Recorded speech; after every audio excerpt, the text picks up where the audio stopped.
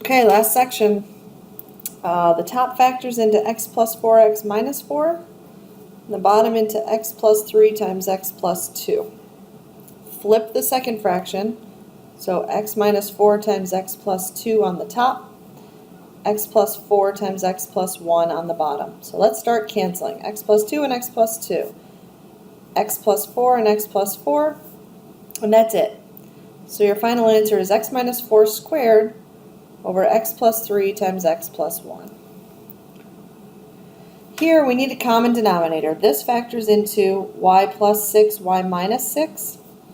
So there are two different factors in the denominator. The different factors are y plus 6 and y minus 6. So that is your common denominator.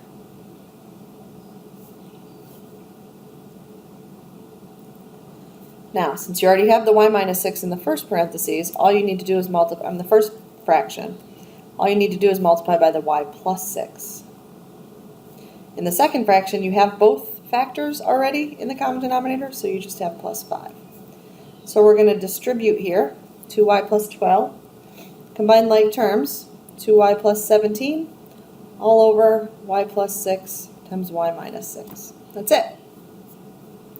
Here if I factor n plus 8 times n minus 1, and I factor n plus 8 times n minus 6, now it seems like the common factor, or the common denominator, would be n plus 8 times n minus 1. But you could cancel these n plus 8s and be done. But I'm guessing that you wouldn't think to do that. Maybe you would, because otherwise you would have to, no, let's say that you didn't think to do that. So the common denominator is n plus 8 times n minus 1 plus n plus 8 times n minus 1. First fraction's done. I already have both factors.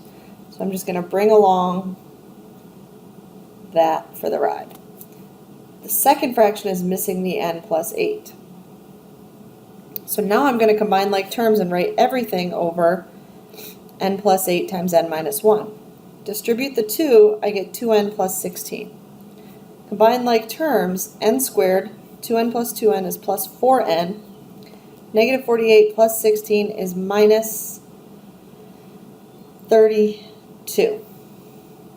Well, this can factor into n plus 8 times n minus 4. The n plus 8's cancel out. Final answer, n minus 4 over n minus 1. What I was saying was, if you canceled these n plus 8's to begin with, then your common denominator would be n minus 1, which you would already have on both. So you would just be adding n minus 6 plus 2 over n minus 1, which is the same answer we got doing it the long way. I think the same thing's going to happen down here. m plus 8 times m plus 7 over m plus 8 times m minus 1. Yep, same exact problem. The m plus 8's cancel, so your common denominator is just m minus 1.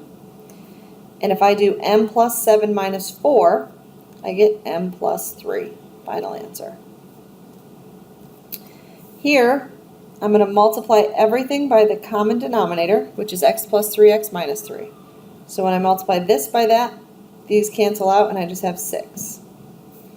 When I multiply this fraction by x plus 3x minus 3, the x minus 3's cancel, but I still have to do 1 times x plus 3. Equals, when I multiply 1 by the common denominator, I get x squared minus 9. Distribute your negative. Make it equal 0. 6 minus 3 is positive 3, so minus 12. Factor. So x equals negative 4 and 3. However, you always have to go back to the beginning. If x equaled 3, this would be undefined, so would this.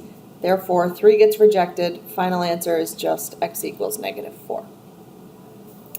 On this one, a fraction equals a fraction, we cross multiply. So I'm going to go t minus 5 times t minus 4 equals t minus 3 times t minus 2.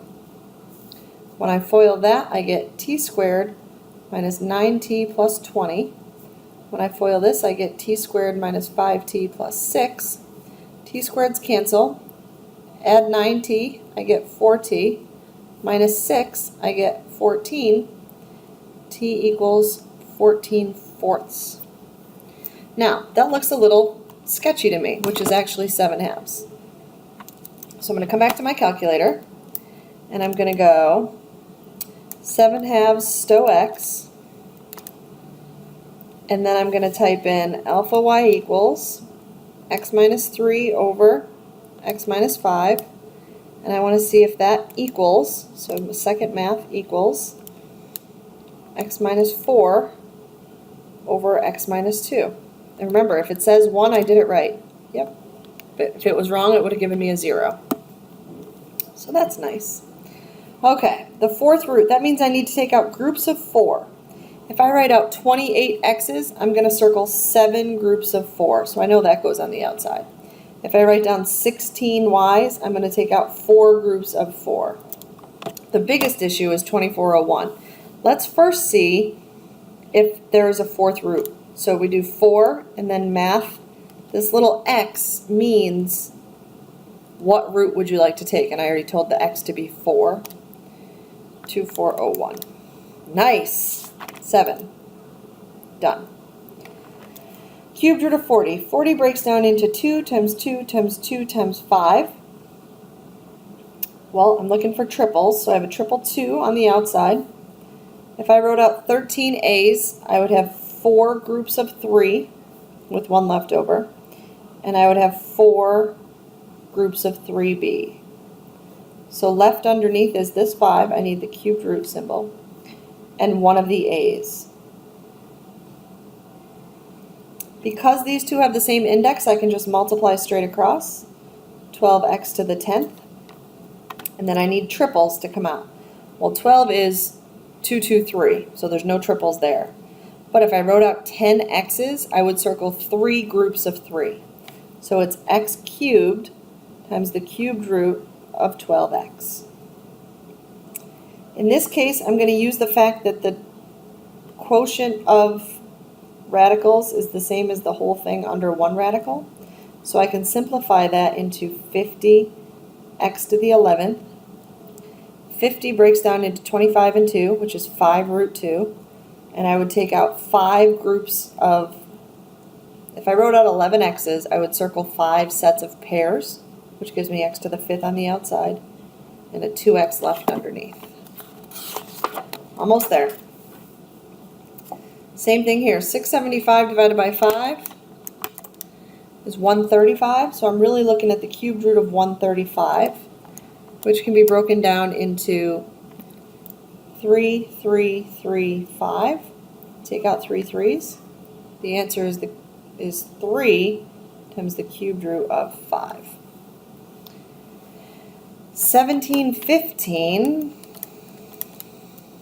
343. So it's going to be, I'm doing 1715, a 7, 7, 7, 5. Let's see if that's true. 1715, yep. So this is 7 cubed roots of 5 plus 135, I just did right here. The cubed root of 135 is 3 cubed roots of 5. And 40 is 2 cubed roots of 5.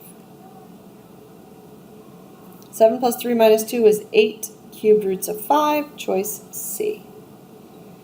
Here we're going to FOIL. 56 plus 7 root 6 minus 8 root 6 minus 6. Remember, negative root 6 times positive root 6 is negative root 36, which is negative 6. 56 minus 6 is 50. 7 minus 8 is negative root 6. Final answer. Here I'm going to FOIL. Root 5 times root 5 is 5. The outside and the inside are both plus and minus root 10. Those are going to cancel out. Minus 2. Answer is 3. Here I'm going to add 7 to both sides. So I have the square root of x minus 8 equals 2. Square both sides. X minus 8 equals 4. And x equals 12. Come back over here. 12 minus 8, 4. Square root of 4, 2. Negative 7 plus 2, negative 5. This is the correct answer. Here I'm going to subtract 5 from both sides, square both sides, and add 4 to both sides. 12 29 minus 4 is 25. Square root of 25 is 5. 5 plus 5 is 10. Correct answer. Happy studying. Uh-oh. My computer is freezing. That's not good.